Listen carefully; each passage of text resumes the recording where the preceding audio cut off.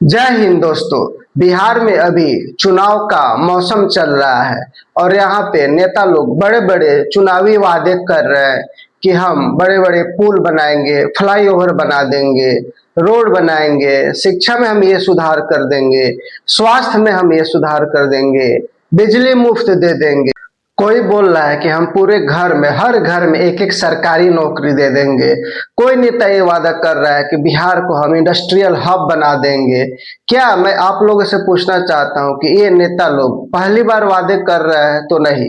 बिहार में 1943 से मुख्यमंत्री के चुनाव होते आ रहे हैं और ये 18वीं विधानसभा चुनाव हो रही है। मतलब ये सभी वादे नेता लोग पिछले 18 बार से करते आ रहे हैं और ये वादे अभी तक कोई पूरा नहीं किया। जितने वादे नेता लोग करते हैं अगर उसके 50% भी लोग पूरा कर दे तो बिहार बेंगलोर बन जाएगा। और बिहार को आप लोगों को पता है कि बीमारू राज्य का दर्जा मिला हुआ है। जो बीमारू राज्य का दर्जा है, बीमारू राज्य का जो टैग है, पहले राजस्थान, मध्य प्रदेश, उड़ीसा आदि जैसे राज्यों को भी मिला हुआ था, लेकिन वो लोग इस टैग को पीछा छोड़कर आगे निकलते हुए बढ़ रहे हैं। और इवन हमसे जो झारखंड सन 2000 में अलग हुआ था वो भी अभी बिहार से अच्छा कर रहा है। फिर हम लोग, हमारा बिहार पीछे क्यों है? आखिर हमारा बिहार आगे इससे क्यों नहीं निकल रहा है? दोस्तों, आज हम लोग इसी पे चर्चा करेंगे। अगर आप मेरे चैनल पे नए आए हो तो प्लीज मेरे चैनल को सब्सक्राइब कर दीजिए और वीडियो को लाइक कर दीजिए। Thank you. बिहार का विकास नहीं हो पाया, इसके मैं कुछ कारण को बताता हूँ। जैसे कि पहला कारण ये है कि यहाँ पे जातिवाद, यानी कि जो लोग सरकार चुनते हैं उसमें जातिवाद की बहुत बड़ी भूमिका होती है। दूसरा, कार्यकाल। यहाँ पे कोई भी मुख्यमंत्री, शायद ही कोई मुख्यमंत्री हो जो अपना 5 साल का कार्यकाल पूरा कर चुका है। जैसे कि सन 2000 से लेकर अभी तक 2025 तक 25 साल हुए, जिसमें से अगर 5 साल के कार्यकाल के हिसाब से देखा जाए तो 5 मुख्यमंत्री होना चाहिए, लेकिन अभी तक 8 या 9 मुख्यमंत्री बन चुके हैं। अगर एवरेज देखा जाए तो एक मुख्यमंत्री मुश्किल से 2.5 से 3 साल का अपना कार्यकाल पूरा कर पाया है। तीसरा कारण है सेवा शुल्क लाल फीताशाही। मतलब कि यहाँ पे बिहार में कोई भी सरकारी आप कार्य कराना चाहते हैं ऑफिस में, अगर आपके सारे डॉक्यूमेंट, सारे कागज सही है, फिर भी वहां पे आपको कोई ना कोई बहाना ढूंढ के निकाल देगा लोग। क्यों? क्योंकि उनको सेवा शुल्क चाहिए। और चौथा कारण है यहाँ पे जो टीचर की बहाली हुई है, इसमें बहुत बड़ा घोटाला हुआ है। अगर आप लोगों को समझ में नहीं आ रहा है तो मैं बताता हूँ घोटाला कैसा है। अभी तक बीपीएससी से लगभग 3.5 लाख शिक्षक की बहाली हो चुकी है और इस 3.5 लाख फिगर के सामने मैं आप लोगों से एक छात्र का भी नाम पूछूंगा कि जो प्राइवेट स्कूल से नाम कटवा के, निजी स्कूल से नाम कटवा के सरकारी स्कूल में आ गया हो। ऐसा एक भी छात्र नहीं मिलेगा दोस्तों, लेकिन ऐसे हजारों छात्र जरूर मिल जाएंगे कि जब से 3.5 लाख बीपीएससी शिक्षकों की बहाली हुई है, जो मतलब जो गार्जियन सक्षम हुआ वो अपना बच्चों का नाम सरकारी स्कूल से कटवा के प्राइवेट स्कूल में लेके जा रहा है। तो ये कहीं ना कहीं मुझको लगता है कि जो टीचर का बहाली हुआ है 3.5 लाख, कहीं ना कहीं एक प्रकार से बिहार के लोगों के लिए घोटाला ही है।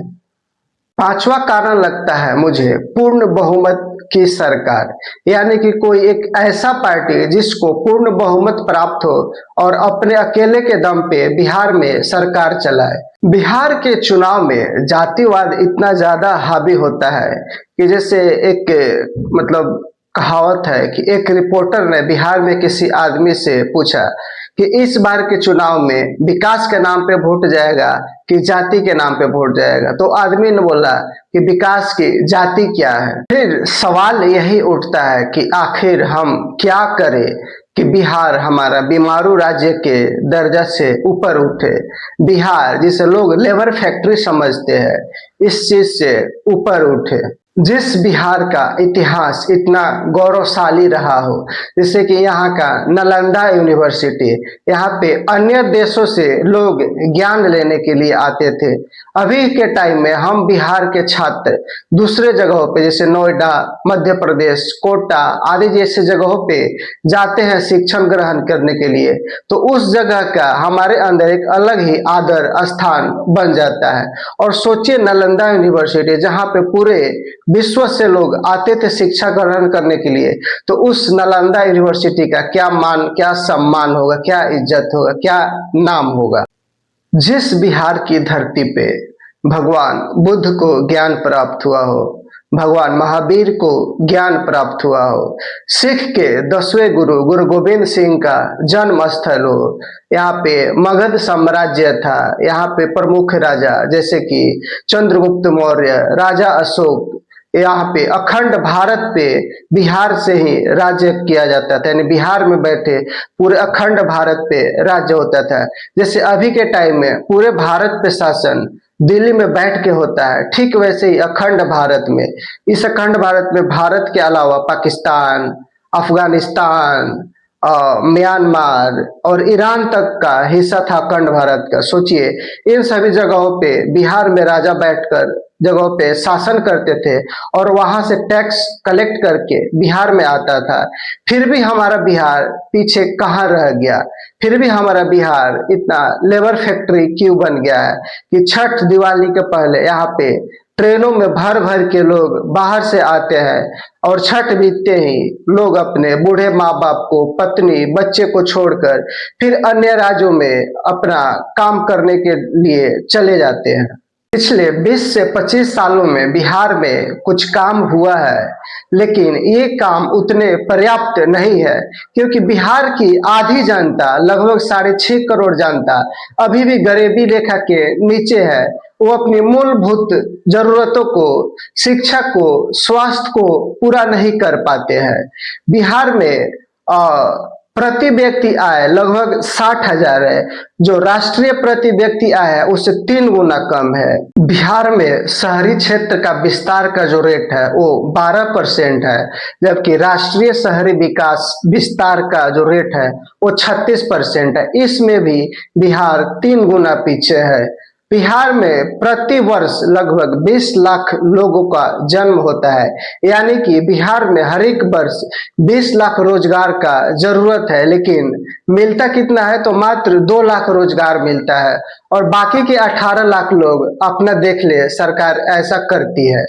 और जो प्रति साल 20 लाख जो जनसंख्या हमारा बिहार का बढ़ रहा है, ये कहीं ना कहीं जनसंख्या विस्फोट की ओर बढ़ रहा है। यहाँ पे ना कोई वोकेशनल कोर्स के लिए अच्छे इंस्टीट्यूट है, ना कोई स्किल ट्रेनिंग के लिए अच्छे इंस्टीट्यूट है और ना ही राजनीतिक स्थिरता। फिर भारत के सबसे यंग राज्य का, जहाँ पे ऐसा राज्य जहाँ पे सबसे ज्यादा युवा पीढ़ी रहती है, उसका उद्धार कैसे होगा। दोस्तों, बिहार जो गंगा नदी के किनारे बसा हुआ है, यहाँ की मिट्टी इतनी ज्यादा उपजाऊ है और बावजूद इसके यहाँ की कृषि क्षेत्र, जो कृषि क्षेत्र में विकास होना चाहिए, वो उतना विकास नहीं हो पाया है। मैं बिहार के लोगों से पूछता हूँ कि क्या हमारा बिहार आगे नहीं बढ़ेगा? अगर बढ़ेगा तो इसे कौन आगे ले जाएगा? हमारे बिहार की दशा कौन बदलेगा? दोस्तों, ये एक कड़वी सच्चाई है कि बिहार की दशा बस एक ही आदमी बदल सकता है, वो है यहाँ के नेता।